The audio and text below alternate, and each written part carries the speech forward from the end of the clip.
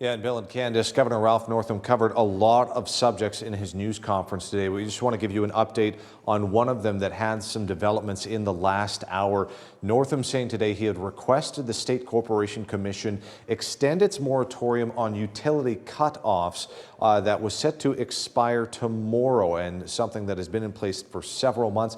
Just in the last hour, a spokesperson for the commission says they have granted Northam's request and that moratorium will be extended until October 5th. Meanwhile, Northam also today calling on Virginians to remain vigilant in preventing the spread of COVID-19.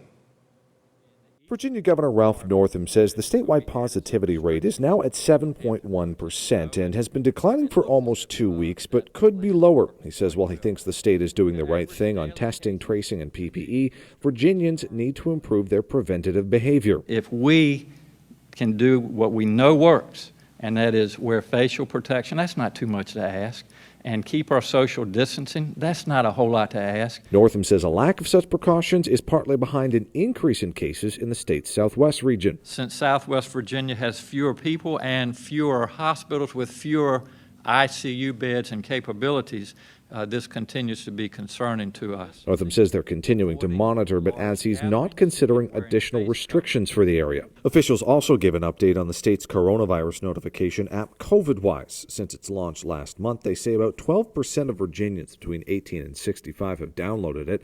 They say they're pushing to get as many as they can to do so, pointing to a recent study on the effectiveness of such a tool. Even at low uptake of such an app, at 15%, that you could see 15% reduction in infections and an 11% reduction in deaths.